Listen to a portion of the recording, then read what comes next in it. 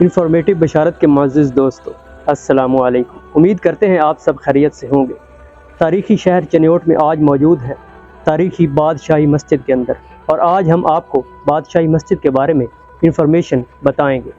شاہی مسجد چنیوٹ، جسے بادشاہی مسجد بھی کہا جاتا ہے، یہ بادشاہی مسجد لاہور اور جامع مسجد دلی کی طرز پر بنائی گئی مسجد ہے۔ اسے 5ویں مغل بادشاہ شاہجہان کے وزیر نواب سعد اللہ خان تھہیم نے 17ویں صدی عیسوی 1646 تا 1655 میں تعمیر کروایا تھا۔ مسجد مکمل طور پر پتھر کی بنی ہوئی ہے اور اس کے تمام دروازے لکڑی کے بنے ہوئے ہیں، اور آج تک اس کے دروازے بغیر ٹوٹ پھوٹ کے اپنی جگہ پر قائم ہیں۔ تاریخی مسجد کی عمارت فن تعمیر کا اچھوتا شاہکار ہے۔ مسجد کے محراب و منبر پر بنائے گئے ڈیزائن جہاں کاریگروں کی مہارت کا پتہ دیتے ہیں، وہیں مسجد کے جاہ و جلال اور اس کی عظمت و شان بھی بیان کرتے دکھائی دیتے ہیں۔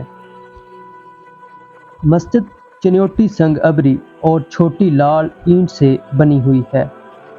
پیچ در پیچ راہداریاں، محراب در محراب، دیواروں پر کندہ نقش، پھول بوٹے چنیوٹی کاریگروں کی مہارت کا منہ بولتا ثبوت ہیں۔ مسجد کا ہر گوشہ رب ذوالجلال کی کبریائی بیان کرتا نظر آتا ہے۔ یہاں آنے والے سیاح بھی مہارت سے تعمیر کی گئی مسجد کو دیکھ کر حیران رہ جاتے ہیں۔ اسلامی فن تعمیر کے اس شاہکار کو دیکھنے کے لیے پاکستان اور دیگر ممالک سے بھی سیاح چنیوٹ کا رخ کرتے ہیں، اور مسجد کو دیکھنے والے دم بخود رہ جاتے ہیں۔ شاہی مسجد چنیوٹ کی خوبصورت اور قدیم مساجد میں سے ایک ہے۔ بادشاہی مسجد لاہور کی طرح ہی بادشاہی مسجد چنیوٹ کا فرش بھی سنگ مرمر کا بنا ہوا تھا۔ مسجد کے صحن کا فرش 2013 میں سنگ مرمر سے اینٹوں میں تبدیل کر دیا گیا، تاہم مسجد کا اندرونی فرش ابھی بھی سنگ مرمر کا ہی بنا ہوا ہے۔ مسجد کے اطراف کا ایریا کھلا اور لوگوں کو مسجد آنے جانے میں کوئی مشکل پیش نہیں آتی۔ مسجد کے ایک سائیڈ پر اسلامیہ ہائی اسکول ہے جو کہ بہت پرانا ہے، اور اس کے دو اطراف میں دکانیں ہیں، جبکہ مسجد کے سامنے شاہی باغ ہے جو کہ مسجد کے حسن میں اضافہ کرتا ہے۔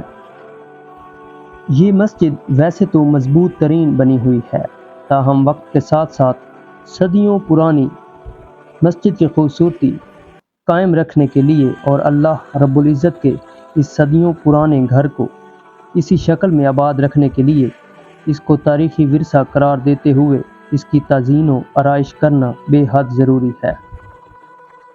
مزید معلوماتی ویڈیوز کے لیے ہمارے چینل کو سبسکرائب کیجیے، ویڈیوز کو لائک کیجیے، کمنٹ کیجیے، دوستوں کے ساتھ شیئر کیجیے اور ہماری حوصلہ افزائی کیجیے۔ دعاؤں میں یاد رکھیے۔ اللہ حافظ۔